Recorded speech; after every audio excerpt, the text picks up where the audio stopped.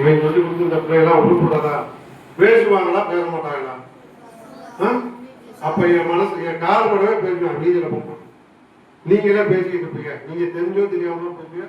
என் காதல் அது அசிங்கமா இருக்கும்போது என்னுடைய மனநிலை என்ன ஆகுது? பாதிக்கப்படுமா? வீட்டில் போய் படத்தை தூக்கம் வருமா? தூக்கம் வராது. ஏற்கனவே லஞ்சத்தை வாங்கிட்டேன், என் வேலை போச்சு.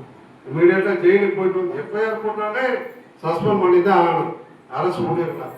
எஃப்ஐஆர் போட்டு சஸ்பெண்ட் ஆகிட்டா வேலை ஆட்டோமேட்டிக்காக பறிப்போம். அப்படிங்கும்போது படுத்தா தூக்கம் வருமா? வராது. சம்பளம் வருமா? வராது. அப்ப வீட்டில் எப்படி சாப்பிடுவீங்க? நான் வேலை பார்க்குறேன், எனக்கு சம்பளம் இல்லை அப்படின்னா, நான் 2 பிள்ளைகளை வச்சிருக்கேன், காலேஜில் படிக்கிறீங்க, வீட்டுக்காரமா இருக்கு அப்படின்னா எப்படி நான் சாப்பிட முடியும்? சம்பளம் வரணும்னா அடுத்து என்ன செய்ய வேண்டியது இருக்கும்? ஒன்றும் களவாணித்தனம் தான் நான் பண்ணணும், இன்னும் எட்டாவது போய் திருடணும், இல்லை கூலி வேலைக்கு போகணும். நான் இப்படி பேண்ட் சட்டை போட்டு வேலை பார்த்துட்டு இருந்துட்டு நாளைக்கு போய் கூலி வேலை கூலி இருந்து வேலை பார்க்க முடியுமா? செய்வாங்களா யாராவது? இல்லை ஒரு கடையில் போய் வேலை வைக்கிறேன் அப்படின்னு வேலை கேட்குறேன் அப்படின்னா அந்த கடைக்காரர் இருந்தாலும் யாரு, எதுக்காக இருந்தாலும் எந்த ஊரை சேர்ந்தவன், எதுக்கு நம்மகிட்ட வந்து வேலை கேட்குறான், என்னை பற்றி விசாரிப்பாங்கல்ல. அப்போ அவங்க வேலை கொடுப்பாங்களா? உழைச்சே நான் சாப்பிடணும்னு நினைச்சா கூட என்ன செய்ய மாட்டாங்க? வேலை வந்து சத்தமா சொல்லுங்க, சத்தமா கொடுக்க மாட்டாங்க. அப்ப நம்ம வேலை செய்யணும்னு நினைச்சா கூட ஒரு கடையில வந்து என்ன செய்ய மாட்டாங்க? வேலைக்கு சேர்த்துக்க மாட்டாங்க.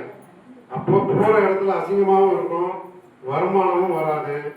வருமானம் வந்தால் தான் அவங்களுக்கு சோறு போட முடியும், பிள்ளைகளை படிக்க வைக்க முடியும். அப்படிங்கும்போது ஆட்டோமேட்டிக் என்ன ஆகுது? வறுமைக்கு போயிடணுமா? இது ஒரு பக்கம். 2வது, வாங்கி சொத்துக்களை நீங்க சேர்த்து வச்சிருக்கீங்கன்னு வைங்க. லஞ்சமா 10 வருஷம் நான் வேலை பார்க்குறேன், லட்சமா 1000 வாங்கி லட்சக்கணக்காக நான் சேர்த்து வச்சிருக்கேன், கோடிக்கணக்காக சேர்த்து வச்சிருக்கேன். அந்த பணத்தை வச்சு, லஞ்ச பணத்தை வச்சு லேண்டெல்லாம் வாங்கி போட்டிருக்கேன், இல்லை வீடு கட்டிருக்கேன்னு வச்சுருக்காரு.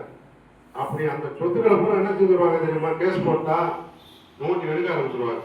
அதுக்கு என்ன ரெக்கார்டு இருக்கு, நீ மாதம் எவ்வளோ சம்பளம் வாங்கின, 10 வருஷத்துல நீங்கள் எவ்வளோ சம்பளம் வாங்கியிருக்க, 10 எப்போ நீ வீடு கட்டின, அன்னைக்கு விலைவாசி என்ன, அப்படிங்கிற எஸ்டிமேட்லாம் போட்டு அந்த வீடு, நீ வாங்குற நிலங்கள் எல்லாத்தையுமே என்ன செஞ்சிருவாங்க?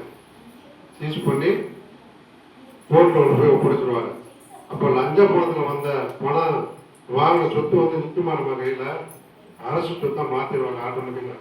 எந்த பொருள் வாங்கினாலும் என்ன ஆகும்? வீடு கட்டினாலும் சரி, நீ தோட்டம் வாங்கியிருந்தாலும்